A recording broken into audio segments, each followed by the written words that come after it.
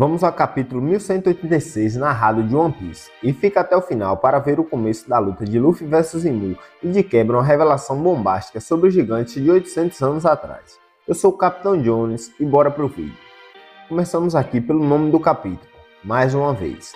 Na história de capa pedida pelos fãs, vemos o Loki desenhando o Ida cercado por animais. O Oda sempre faz questão de mostrar essa linda relação de mãe e filho que o Loki tem com ela. Na primeira parte, vemos o ataque brutal e sem precedentes do governo mundial contra o reino de Espelho. Soldados gritavam: "Não desista! É a única maneira de sobreviver! Para nós, independência!"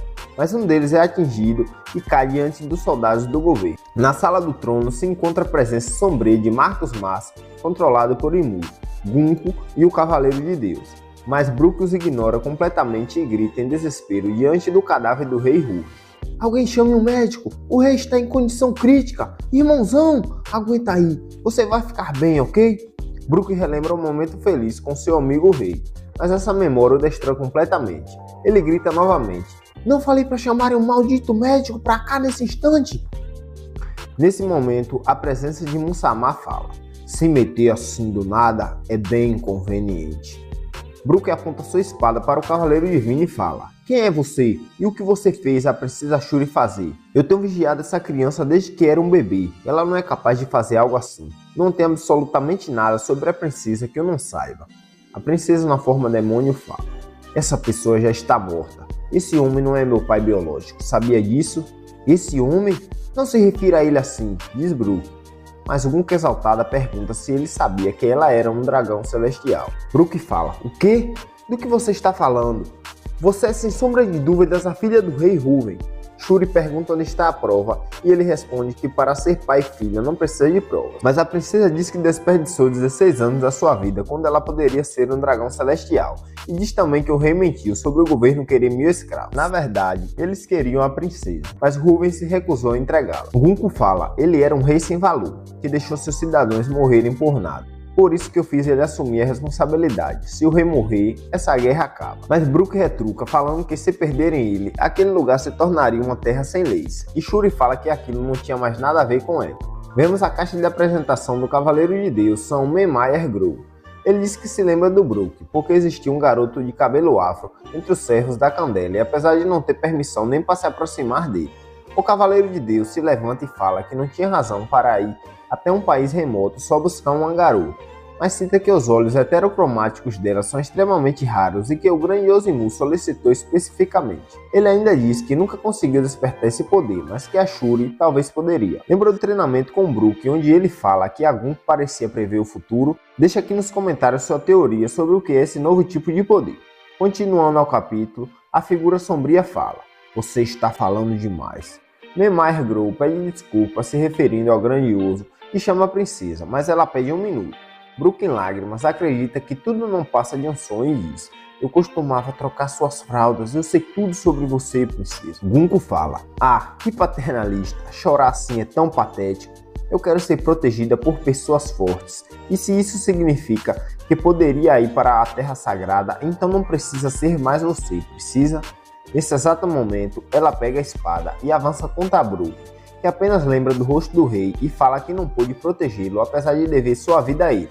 Lembra-se também do rosto da princesa Shuri criança e fala que a garota sempre foi um anjo com ele, mas agora parecia um demônio. Gunko desfere o golpe Gavoth Bond em Avant enquanto Brook canta sua música. O jovem cavaleiro cai ao chão depois de ser acertado na cabeça pela garota que cuidou desde o nascimento. A princesa Shuri deixa o reino de espera com seu pai biológico em direção à Terra Sagrada. Vemos agora os soldados do reino falando com Brook: "Capitão, ele acordou, é um milagre." Os médicos dizem que é quase impossível uma pessoa sobreviver a um golpe desses, mas também que o corte evitou as artérias e o tronco cerebral quando passou em êxtase. Uma informação muito interessante porque isso pode ter sido intencional. Um tipo de resistência da Gunko contra o controle de Imu, assim como aconteceu em Elbaf. Voltando ao capítulo, alguém pergunta pelo rei, mas é informado da sua morte. Um dos soldados fala para tomar cuidado com as palavras, porque o Brook poderia se lembrar de tudo, mas já era tarde.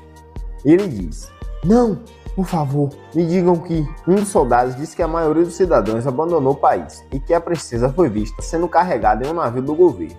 Nesse momento, Brook se lembra dos acontecimentos sombrios, caindo num desespero sem fim enquanto os soldados tentam o acalmar. Fim do flashback e de volta ao presente. Brook cita que lá atrás ele nem sabia que Akumas no Mi existiam. Isso traz até uma certa nostalgia do East Blue, onde a existência das Akuma no Mi era algo bem raro ou tratado como lenda pela maioria das pessoas. O nosso Soul King revela a seus companheiros que acreditava ter sido tudo uma grande alucinação. Ele pergunta em prantos aos seus companheiros se por conta da mudança drástica de personalidades depois da morte do rei e também pela aparência demoníaca, se só mais uma vez seria tudo bem se ele acreditasse na princesa Shuri. Nami, Jinbe, Usopp e Franky escutam isso desolado. Então ele se lembra das palavras da Gunko antes de ser congelada pelo Ragni e fala: "A princesa Shuri, eu quero salvá-la. Seria aceitável se eu pedisse emprestada a força de todos?" Jinbe diz: "Não nos estranhe, Brook. Vamos nos apressar e quebrar aquele gelo." Agora não. Será que raios funcionam? Já Franky fala: "Um tiro do meu raio radical deve resolver." Já o nosso atirador fica confuso e fala: "Parece que explosivos não vão funcionar. O que eu faço?" Brook parte em disparada com a sua icônica risada, enquanto os chapéus de palha gritam para ele esperar. Finalmente retornamos ao Luffy e vemos que ele está na escola Walrus e diz: "Eu tô cheio. Então, aquele cara perigoso é um inimigo de Elbaf, né? Do jeito que eu estou agora, não acho que eu perderia para ninguém. Ele é meu inimigo. Eu tô transbordando de tanto poder. Que covardia do governo mundial." E Mu então questiona: "Você não sabe a razão pela qual estamos mirando neles? Devo lhe ensinar? Vocês gigantes, 800 anos atrás, são uma raça que sofreu uma derrota em prol de salvar crianças." O príncipe de Elbaf diz: "O que você quer dizer com 800 anos atrás?" O rei do mundo fala que a natureza de uma raça não muda em apenas algumas centenas de anos. Vemos agora o pesadelo da deusa das chuvas Asa e a fala de Mu: "Desde que capturamos as crianças, podemos controlá-los absolutamente quando quisermos. Mesmo que eles não entendam o que está acontecendo, a história sempre se repete. Que é tarde demais, vocês já são todos escravos de Mu."